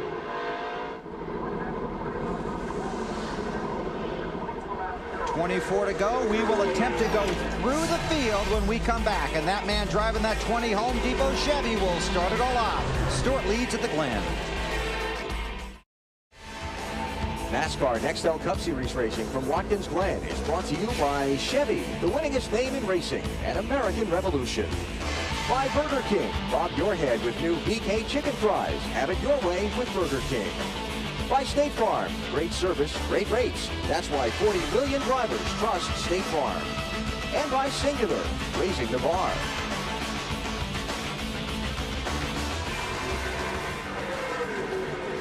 That's the 43 of Jeff Green. Just did a little lawn job coming out of 1 and heading for 2, but he's okay. Up front, Tony Stewart is fast, but Boris Said is on the move running second. Last lap, 36 car, Boris Said ran his personal best lap of the race. Busch Series raced here yesterday. Ryan Newman was the winner. Robbie Gordon second. Brian Vickers, Tony Stewart, and championship leader Martin Truex Jr. finished 5th. Take a look at the unofficial championship standings. In the Busch Series, Truex by 122 over Clint Boyer. Kenny Wallace back in 5th. Update some of these guys. Boris Said started 39th. He's second behind Stewart. Robbie Gordon started 37th. He's 3rd. And Scott Pruitt had to drop to the rear of the field, basically started 43rd, and he is now 7th. They're all chasing Tony Stewart, the winner here a year ago, the winner last week at the Brickyard in the Allstate 400. And man, it was tough to pull the curtain on that party. Oh, I didn't know we ended it. I'm still going. I haven't stopped smiling yet. It's you know, it's definitely been an awesome week. And when you can go out and see a bunch of your friends from the sprint car world, whether it was with the wing cars or non-wing cars, and then come here this weekend and have your peers and mentors congratulate you. That's the icing on top of the cake. Just knowing that everybody was as excited for me as I was about our day. So just to know that you got that many friends that care enough about you to congratulate you like that, that's meant a lot to me. I talked to Tony yesterday, and he told me he hopes everybody at some point in their life can experience the same joy, even if it's just for one day, that he had last Sunday at Indianapolis. Just an amazing feeling, a tremendous accomplishment. I've noticed Stewart's driving his car a little bit harder right now. I watched him early in the race, and it's smooth, not making, you know, car just in a good position going through the inner loop, not sideways or anything. But it looks like he's driving this car a little bit harder because he's got somebody in the mirror for the first time today. Boris set on the move. Let's take you through the field. Stewart leads. Here's Alan. Well, Tony Stewart has led most all of this race. Bill been out in front, solidly in command. He really hasn't said a lot on the radio all day. I asked crew chief Greg Zipadelli about it, and he smiled and said he hasn't had to. Marty? Alan talked to Boris Said this morning. He said, you know what? All I want is a shot. I want to be in the top 5 with 20 laps to go. Guess what? 20 laps to go. Boris Said is in second. They are close on fuel. Frank Stoddard says they should make it. Those are brake hoses dragging, no problem. Car a little bit loose. Boris trying to track down the 20. Dave? The temperature has dropped about 10 degrees down here on pit road. That means there's a storm in the area. They told Robbie Gordon. Here's what he said. Real hazy over there behind that front stretch, Greg. Winds blowing clouds from that direction, too. Just keep an eye on it. Let's do about it, Brandon. I'm just going to go as hard as I can go. Let's go. Let's go hard. And right after that, he came back on lap 67, maybe switched his place a little bit. He said, I'm going to save my stuff for a little while. We may not have seen all out of the 7 car that he's got today. Dave, Jimmy Johnson's career best road course finish is 4th here in 2003. Right now, Jimmy Johnson running 4th. He told Chad earlier the car is excellent. It starts a little bit loose, but comes to him later in the run. Look for the 48 to get better. Mark Martin radioed to his crew chief Pat Tryson a moment ago. Are we good on fuel? Pat said yes. Mark said, can I go for it? Pat said yes. Mark said, good. Behind him, Scott Pruitt, the road course racer, trying to catch him, but there's caution on the racetrack with Michael Waltrip. Wow, that's a strange place to crash, too. It's right there in the right before the inner loop. I wonder if he got turned back there. Well, you're hustling right there, aren't you? Yeah, you're. Yeah, I'm fine. But Michael is fine. But he knows that he has a lot of damage to the Napa Chevrolet, and he's taking everything off. Well, let's see. They're in a pack here. And yep, he gets turned by Casey Kane. That is a wild ride. Wow, that's a hit. Take a ride with Michael as this happens. You want to go road course racing at the Glen? All these guys were bunched up, but it just doesn't take much. There he goes on to the back straightaway, just minding his own business, and not much you can do when somebody picks up the rear wheels off your race car. Let me know if you're okay, Mike. Here we go. This is a real speed. And you can just see how fast these cars aren't moving. Oh, I'm glad he's okay.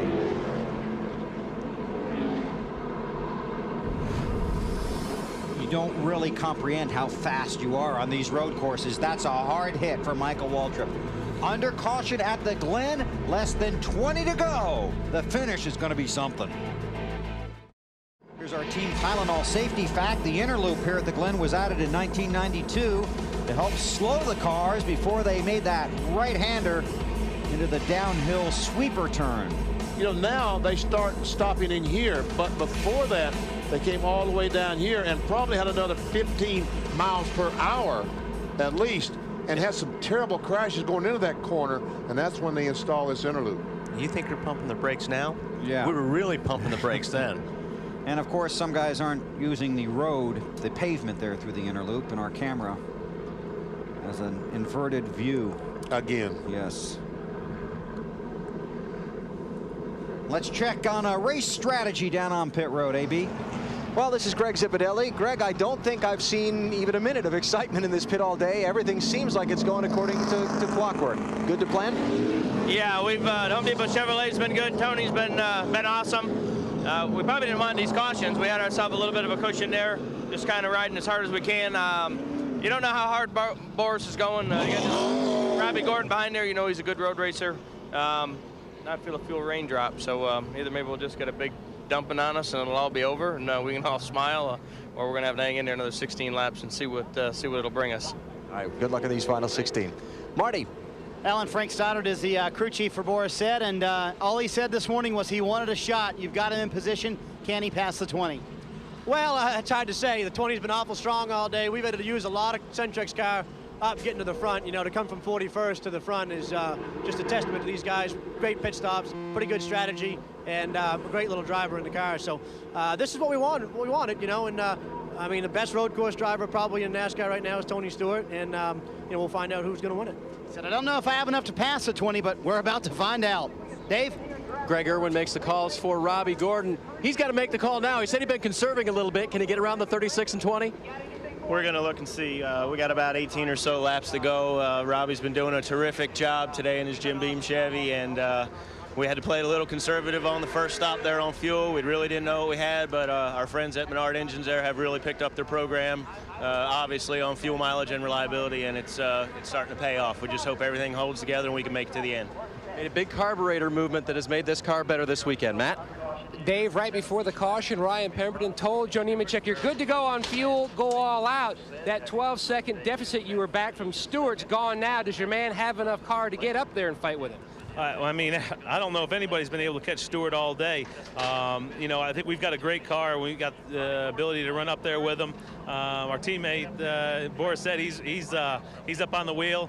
I think he probably give him a good run for it. But man, it's been a great weekend. We unloaded real fast. Joe's done a great job, and it's been a lot of fun. We like coming here road racing, especially when you got a guy like Joe and Boris Said wheeling the cars. It's been a lot of fun.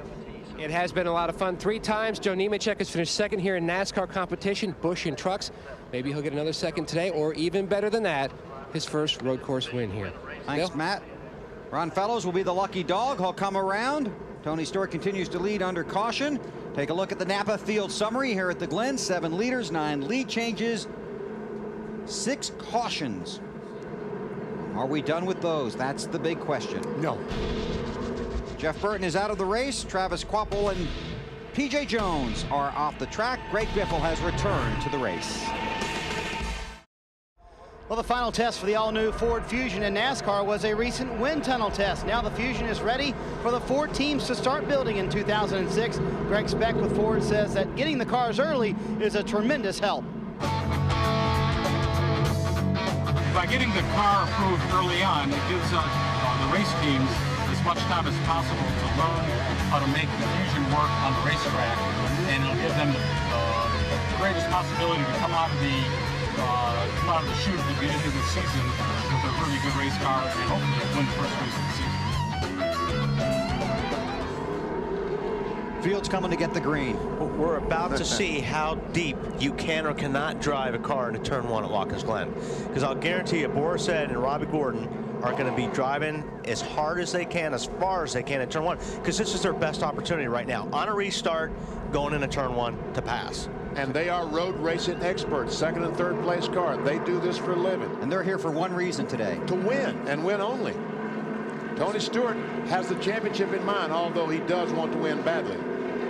Be 15 to go when they cross the line. Why were they so far back? Forrest got a terrible start, and Robbie Gordon's going to get by him, it looks like. You know, those guys were laying back, and it burned them because Stewart just buried them.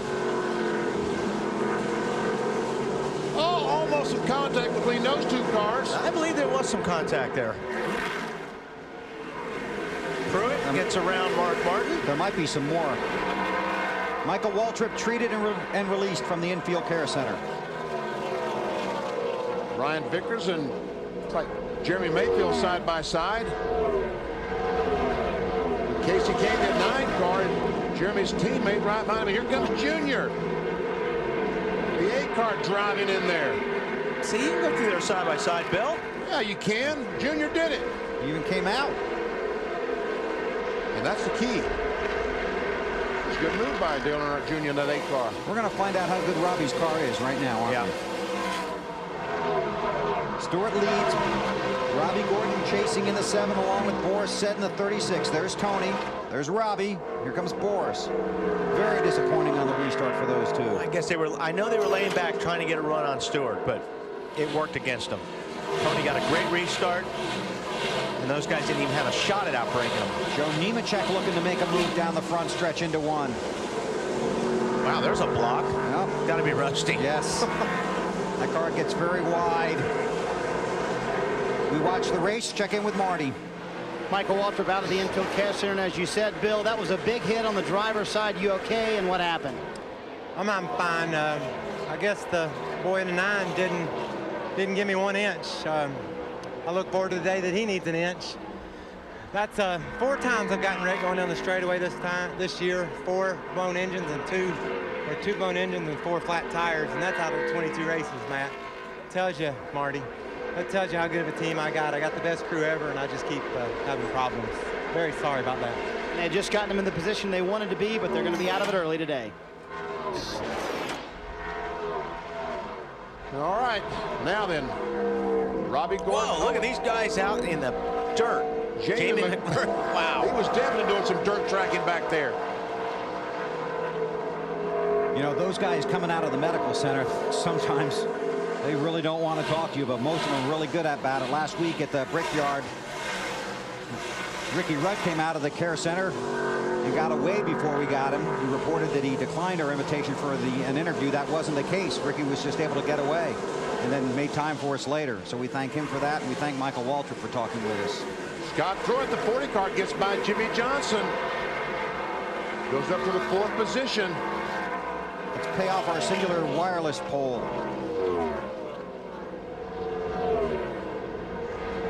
Pretty even. Yeah. Murray and Bush with their current teams.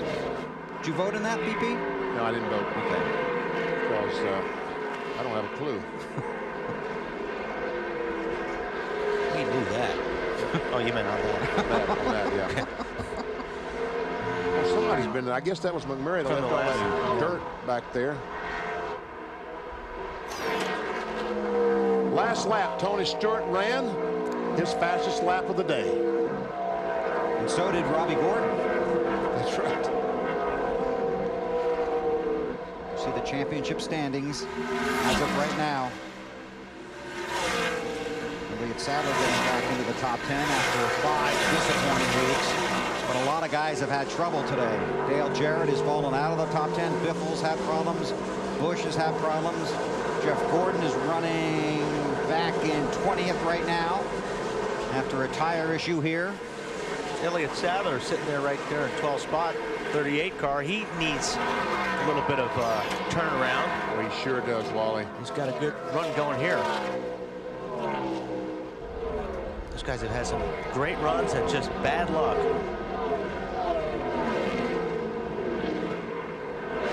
There's our Wendy's race menu. We're at Michigan next week, and then Bristol. Back-to-back races on TNT, the night race at Bristol. Less than 2 weeks away. Then on to California, and then the final race before the cutoff in the chase for the Nextel Cup at Richmond. We're going to take our last green flag commercial break. If anything happens, we will break in. Tony Stewart leads, closing in on 11 to go here at the Glen.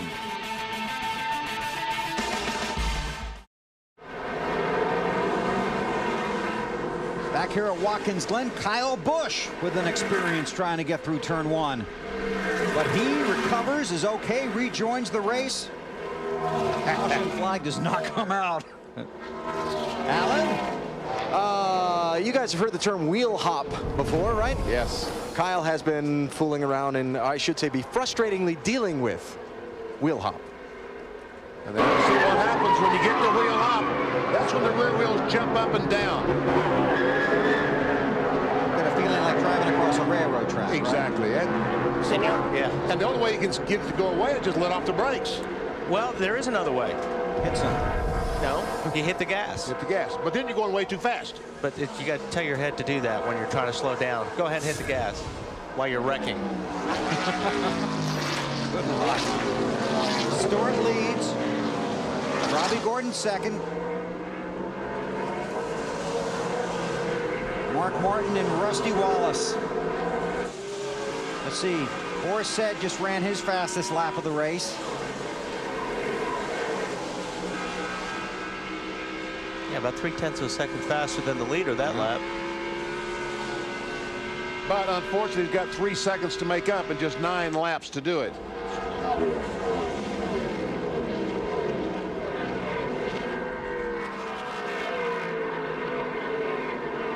Rusty's closing in on Mark here, trying to set him up.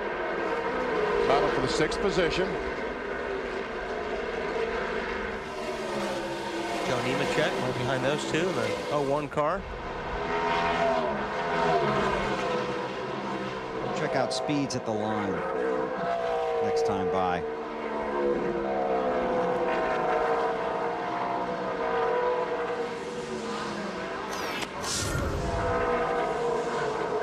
Righty.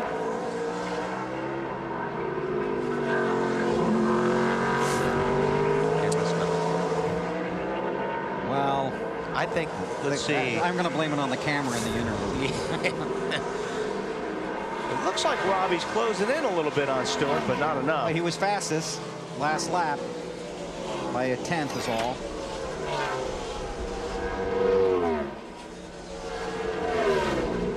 That restart was their opportunity. Yes, it sure was.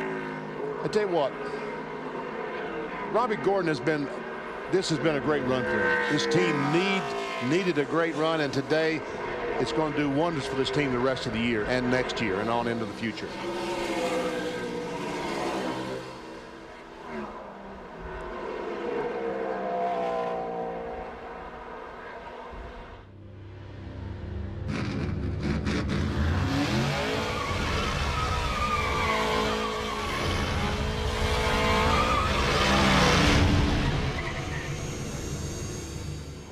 Wanted to get our little Sony audio set so you could hear the last few laps as well as you can see them. He did good.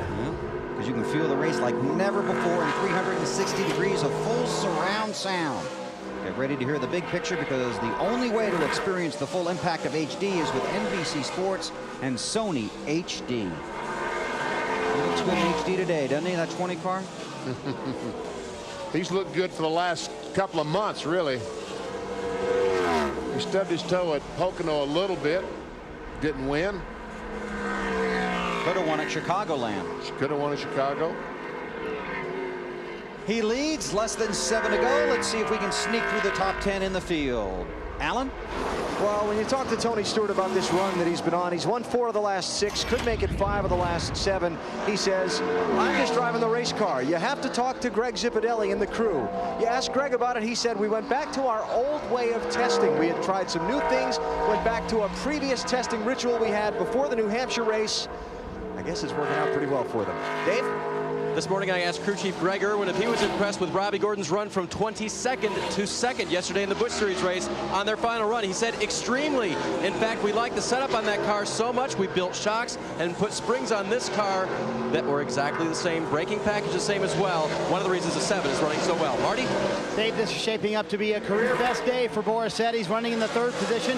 His career best before this day, 6th. Twice. He is not very happy with Tony Stewart and the way he restarted under the last green flag. Felt like Tony brake checked him in the last corner. That's why they were so far back. Scott Pruitt doing a fine job on the 40 car, subbing for Sterling Marlin, said this is going to get interesting if I can catch Boris. They just radioed to him, you're so far back, save fuel for the green-white checkered. It has been a terrific day for Jimmy Johnson, running in the 5th position. Many people around him in the championship standings have had trouble today. Jimmy's had a loose car for most of the afternoon. Now they're just spinning the racetrack. Wow, there's a lot of guys spinning down there. There's Newman, Kenny Schrader. Turn 1. Lazaro on the 37 car. And I saw the 37 start, yes. All cars able to move away. We remain under green, and that would have been a caution a year ago because somebody probably would have been in the sand pit down there.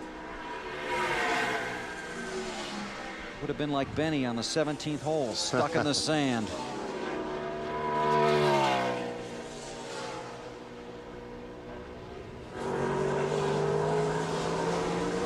Looking for Mark Martin.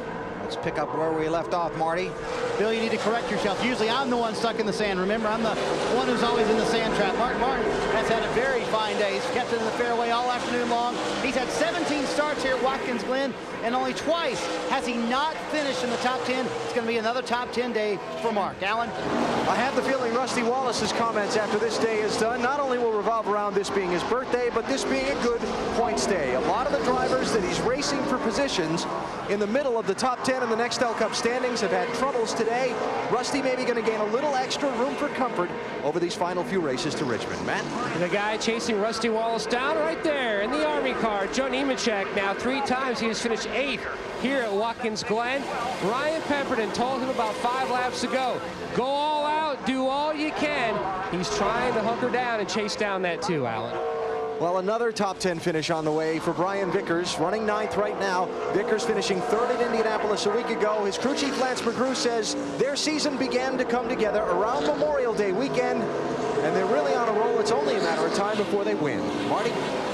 Alan finishing out the top 10 is Jeremy Mayfield as Joe Nemechek tries to go through the grass. Mayfield having a terrific day. He's had brake problems, thought he had too much front brake, dialed it all the rear, didn't make it any better. He's had water heating problems up to 240 at one point, but somehow they've managed to stay in the top 10. Look at this gaggle, guys, as Jeremy gets passed by a few cars. They're racing for the win right there. Yeah. Hey, they're racing for their life. Yep. Junior's able to get by. He got by the 19 car, didn't he? Yes, he did. They want Nemechek in that 0-1 almost got in the guardrail off of turn 7 coming down the start-finish line. A little bit further behind these guys, Jeff Gordon, who restarted 24th on lap 76, has moved his way up to 17th. Desperately trying to get some more points here at the Glen. That is impressive to get up to the 17th spot for Jeff Gordon. Not been a good day for a car that is very fast. There he comes. DuPont Chevy. There's Gordon in the 24 car. Dave Burns. And after they came on pit road for that unscheduled stop for that flat left front tire, Robbie Loomis, his crew chief, had to calm the driver down just a little bit. He asked him to keep his emotions in check because they knew what they were left with.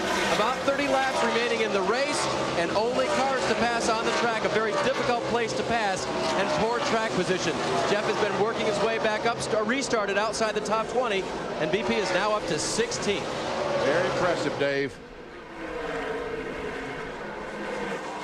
Bobby Labonte making a stop here late in the race on pit road.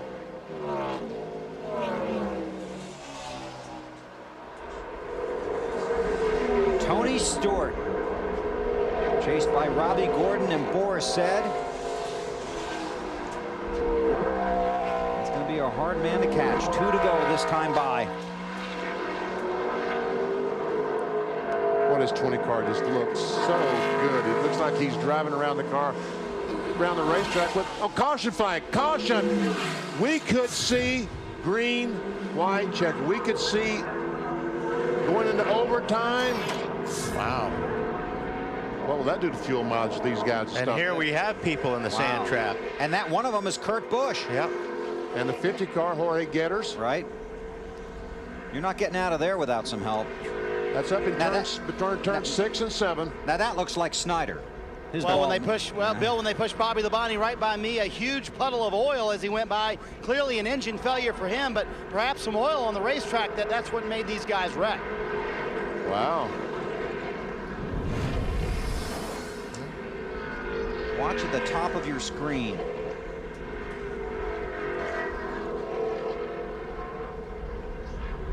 No, I think that was just. No, that was Ron contact. Fellows making contact, and that's not in turn 6 and 7. That's up in the interloop. And Busch just drove straight in. I think he was trying to avoid the other cars sliding across him. That's about the only thing he could do. On board with Biffle.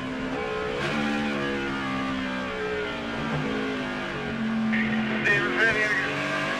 All right, come on through. We got 3. That guy's in deep. Now then, these crew chiefs, nightmare. Yes. Overtime. Yeah. Now anybody that was close on fuel is in trouble. Sweating. If the race reaches its scheduled conclusion under the yellow flag, NASCAR will make one attempt at a green-white checkered finish. The field will come by and get the green. The next time by, they will get the white flag signaling the last lap. Then they will get the checkered flag. If the caution comes out during that green-white period, the race will be over. Now, these caution flag laps that we've had in this last session since these cars pitted, obviously that will help their fuel situation. But here's the other thing. Tony Stewart led by over 3 seconds. Last time by under green. And now the lead is 0.3 of a second. Right. It was about 3 seconds. This caution flag, the one guy that I see that might really hurt is Scott Pruitt. Snyder, do they have enough fuel for a green-white check in that 40 car? And yeah, BP under green. Now we were talking about him through the field. They told him actually slow down, save some fuel. And Tony Glover came on the radio when the caution came out and said this is exactly plays to our favor because we were expecting this, hoping for this, and now we definitely can make it all the way. Okay. Well, the big moment's going to be when they all go into turn one. Yeah, as long as Robbie and Boris are on the back of Tony Stewart's bumper for the restart. Stewart smoked him on the last restart. And Tony's got the fastest car. I mean, or he has all day. So he's going to be really difficult to pass.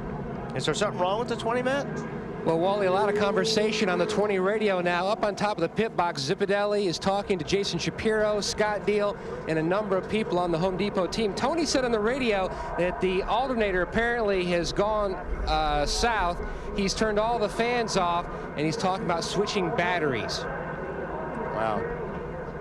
Greg Zipadelli is not a happy individual. No. Well, Stewart stays out.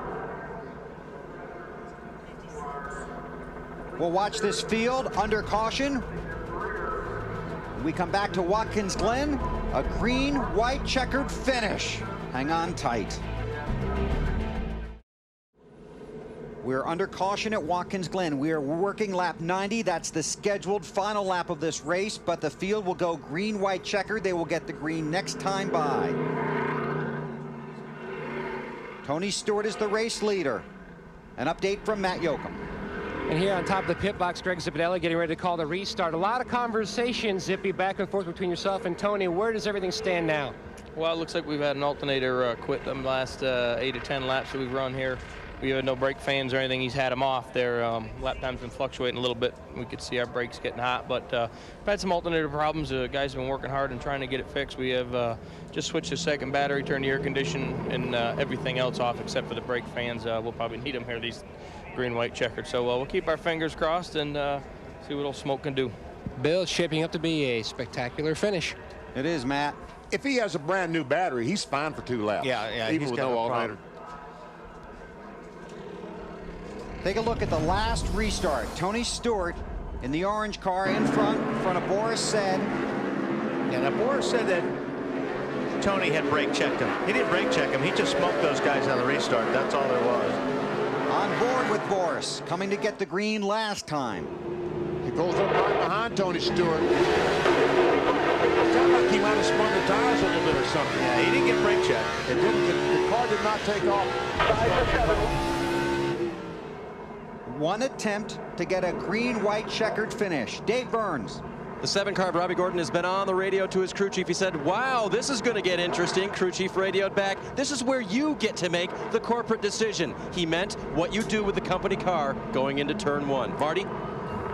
Dave Boris had wanted to make sure that they were good on fuel. They are good on fuel. He was concerned about the last restart as Wally did talk about it. Felt it was too slow. Hopes this one is quicker by Tony Stewart. All right, here we go. Got to go in deep. Go, go, go. There again, Stewart gets a great restart, and they're not even close enough to try to outbrake him. Said looking to the inside of Robbie, will not get there. Give a call to Jimmy Johnson in that 48. He's had a solid day. Good performance. Man, oh man, Tony Stewart just drove away on the restart, and these guys right behind, knowing he was going to do that. So I got to give Tony Stewart credit as much as blame as anything. Yeah, I mean, both those last restarts have been, he got him. He fooled him. That's right. He just drove away from him. Through the inner loop. Then the carousel. If the caution comes out, the race is over.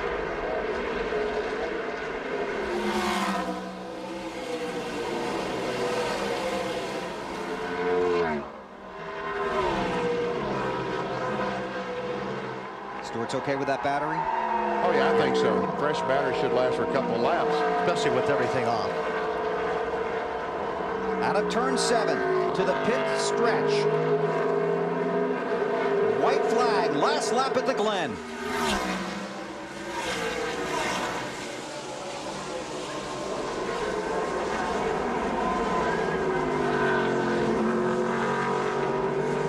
Dave Burns.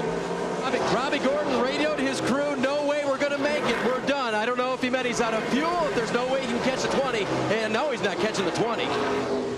That's probably what he's talking about. They're just not going to catch the 20 because the car certainly seems to be under power. Well, this 20 team is in top championship form right now.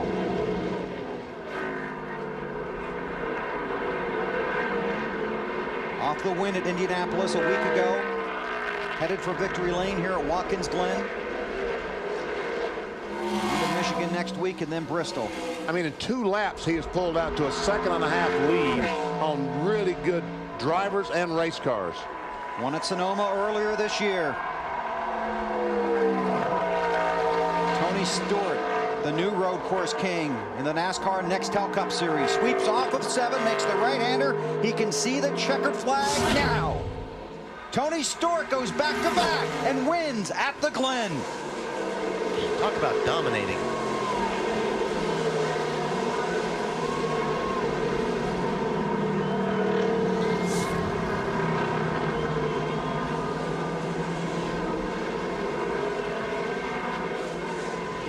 His 3rd win at Watkins Glen, all in the last 4 races. His 3rd straight road course win, and the 5th driver of all time to do that. Boris said, congratulating Tony Stewart. It's his 5th win in the last 7 races and 8th straight finish in the top 7.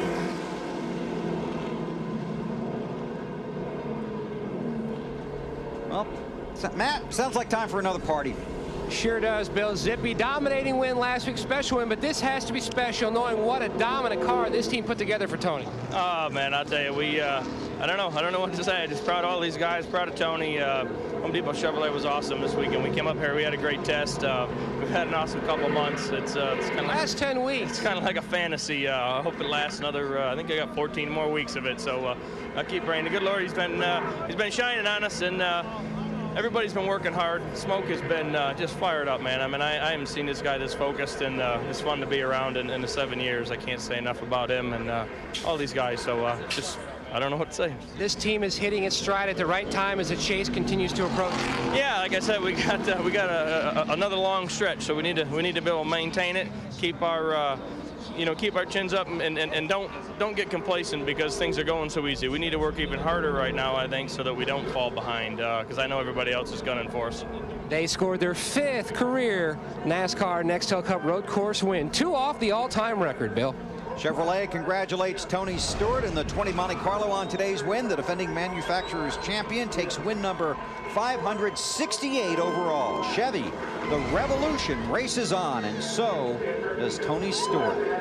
And you got 2.45 miles of track around here and a whole lot of fence, some of it brand new. I don't think he'd be climbing that new IndyCar fence over there. It's about 100 feet high. But you know the fans are waiting. This is the